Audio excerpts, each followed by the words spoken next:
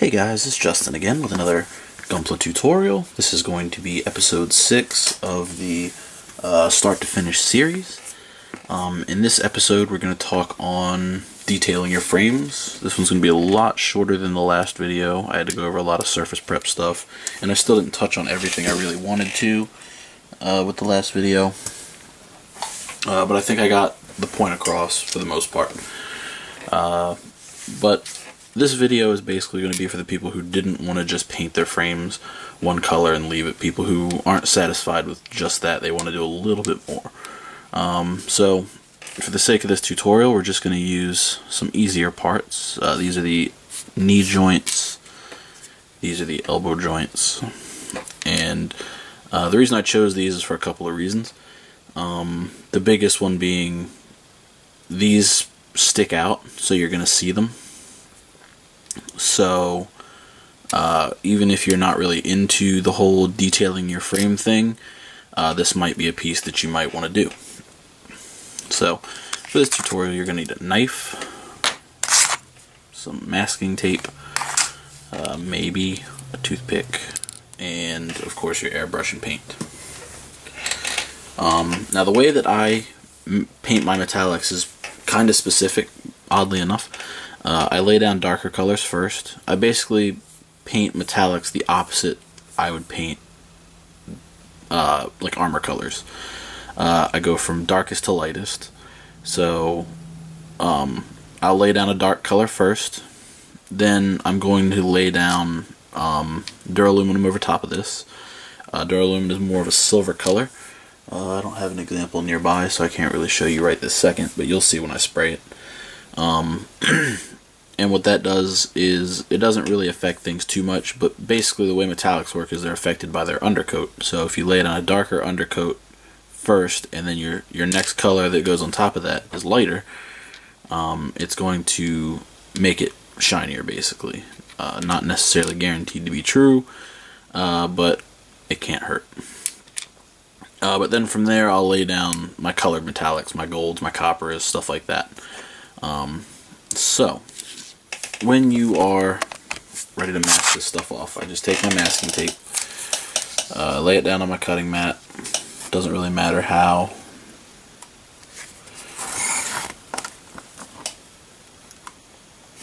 You don't need a ton. Well, depending on what you're doing. But I like to cut it in these little 1-inch sections. I believe this is an inch. No, this is not an inch. We'll do 4 of them. And then I use these to mask off the larger sections, basically. So I want to lay down tape along this edge here. And I'm actually going to cut 2 of these in half.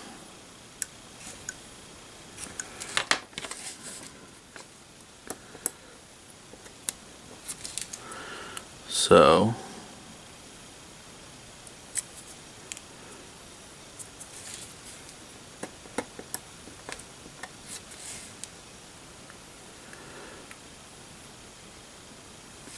I did all that off camera. Wow.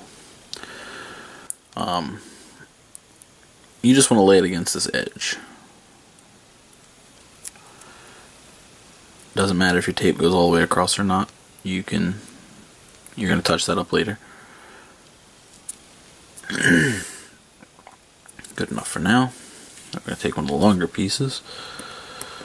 Do the same for the other side.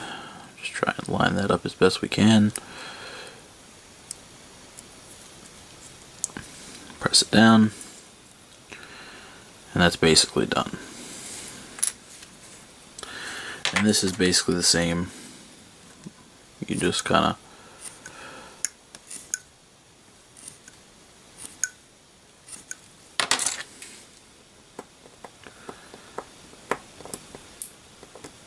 these tweezers are really bad. I need to get some new ones. But you just get in there, get it as close to the edge that you want to mask off as you can.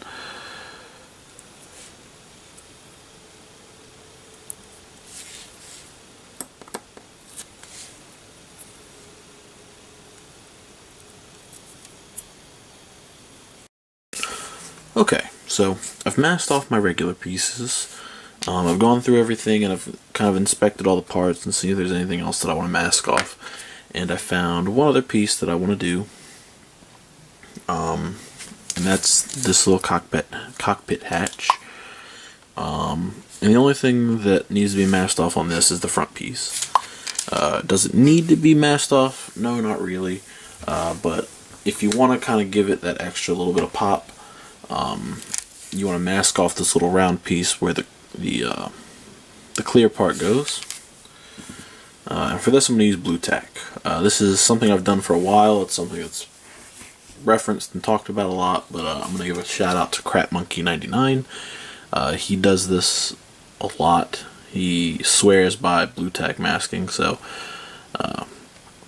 you literally just wrap the blue tack around what you want.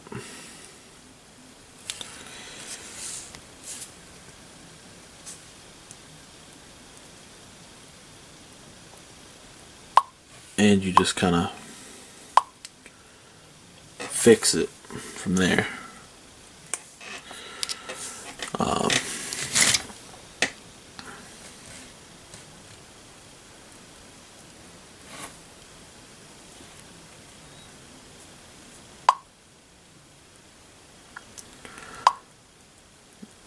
And that's pretty much it. This works really well for stuff like this, raised detail and you know, masking off small areas. So the rest of this, I'm just going to take a piece of masking tape, which is regular masking tape, put it on my pants for a second so I can get rid of some of the tack, and I'm just going to wrap it around the rest of this piece. And there we go. So this is all I'm painting. Now, we're going to go over to the paint booth and spray this stuff. So I will be back in just a second. Okay, I'm back. I got my airbrush set up. I'm spraying at about 5 psi. And I have all my pieces that have been masked off. So these and all of these. I'm spraying Alclad's Duraluminum. It's 102. And you just mist it on like any other color.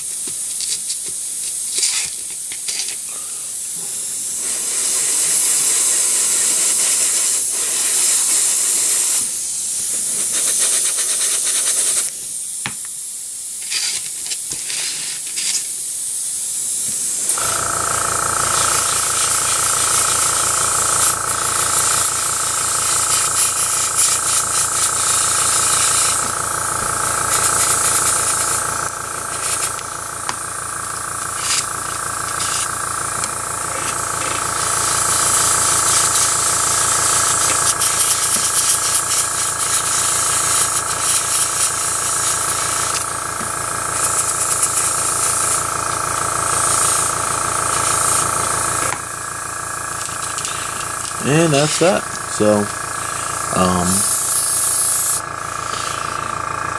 we're gonna make a cut. We will mask off these sections that we want to paint gold on the larger pieces. And then I'll spray those for you guys. And then we will unveil this. So, I'll see you guys in a second. Alright, so I've masked off the area that I want to be, or to remain, Duraluminum, and the rest is going to be gold. I just kind of put my alligator clip on there and spray the gold on.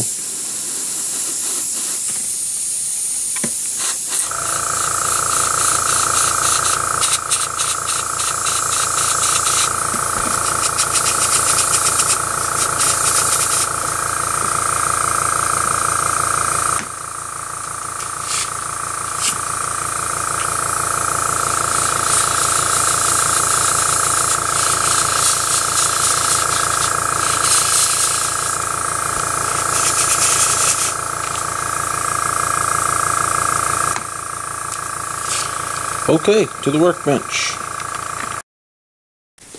Okay, so once you're done painting your metallics, obviously you're going to pull the masking tape off. And that's an easy enough process. Just try to move slow. Take your time. You don't have to rip it off. In fact, the opposite is quite better. The slower you go, the more likely you are to pull it off cleanly without making mistakes. And that kind of goes hand in hand with waiting a little while for your paint to dry and cure and all that. The longer you wait, well, you don't want to wait too long, but if you wait long enough for the paint to dry, you won't pull anything up. So, but if you wait too long, the adhesive will come off of the masking tape and bond with the paint, and that's not fun. I've had that happen a couple times. So don't mask your pieces and not paint them for a week. Never an exciting adventure. But there we go. So there's our ankle joint, or not our ankle joint, our knee joint. Here's our cockpit hatch. As you just peel it forward. And there we go. And you can reuse this, you don't have to throw it away. And the elbow joint.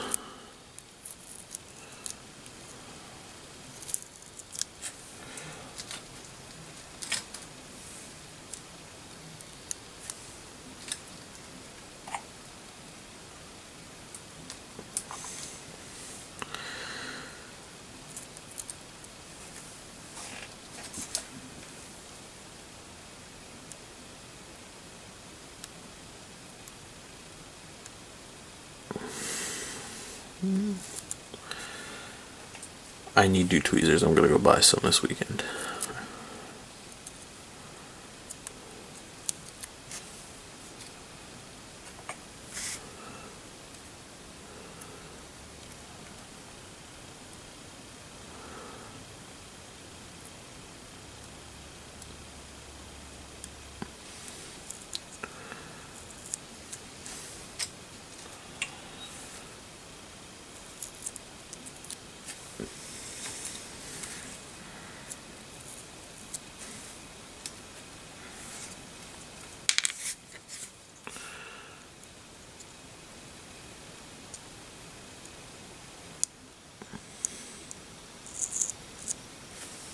There we go. So there's our elbow joint.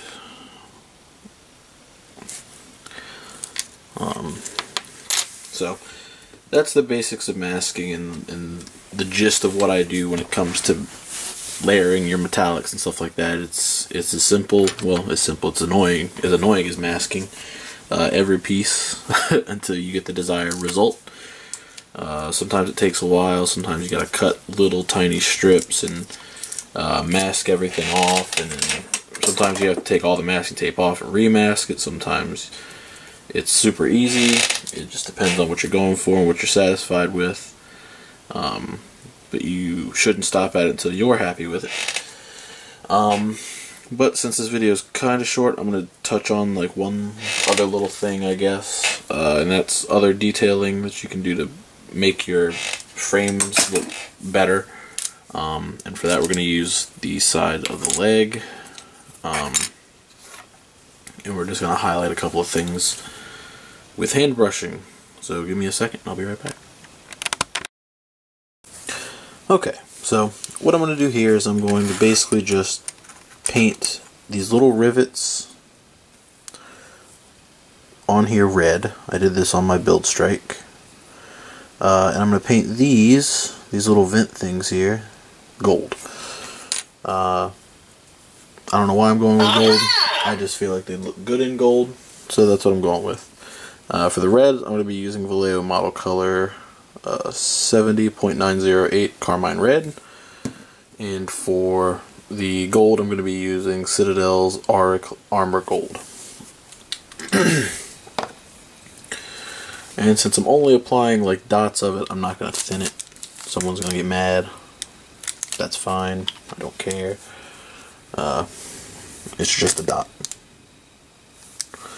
So you put a little bit on your brush and you just paint on the detail.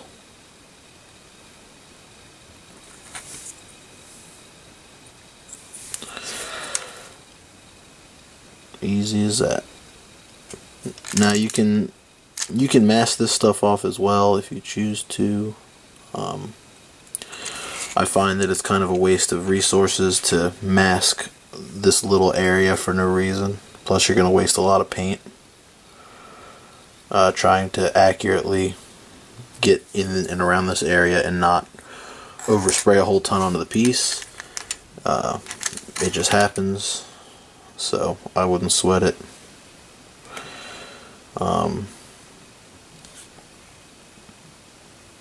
It's easier to just go in and hand paint, in my opinion. But you can do it any way you want. It's your model. The world is your oyster, or something like that. Oh, I messed that one up. But this is acrylic, so I can fix it really easily.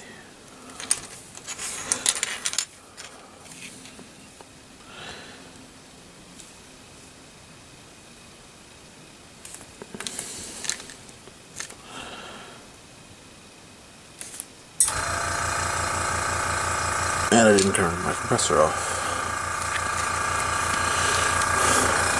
Okay, let me clean my brush off real quick.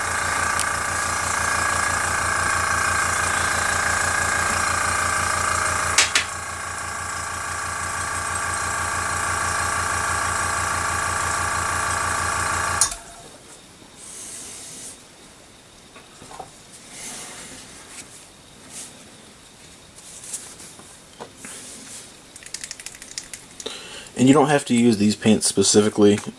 Most manufacturers have metallic colors. Most manufacturers have flat colors as well. I'm just kind of using what I have at my disposal. Vallejo has their own line of metallic paints that actually use real metal flakes and stuff like that. They're a little tricky to work with, but they are decent paints.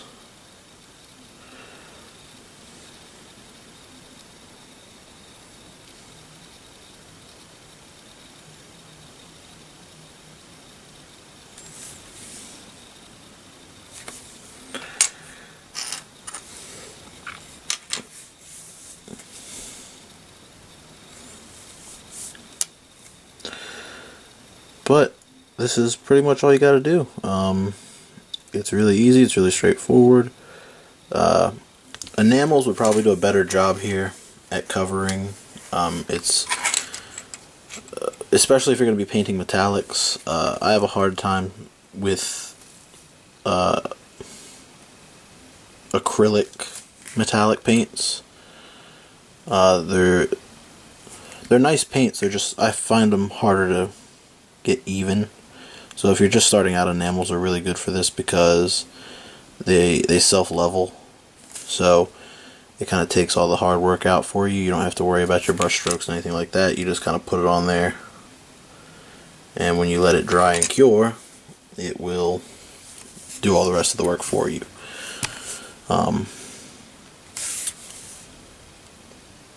But when you're all done, you'll have something that looks sort of like this, and then you want to hit it with a top coat. You're going to want to hit it with a gloss coat. This isn't going to be the final step for the armor, but you're getting close. So I think next time we are going to detail other ridiculous stuff. I want to do the pilot figures, so I guess we're going to paint the pilots. Because I have a couple more armor pieces to do and a little bit more to detail, but after that we can move on to the outer armor. So we're going to paint these guys next, and I'll probably do something with the cockpit because I'm ridiculous like that. But either way, I'll see you guys next time. Thanks for watching. Later.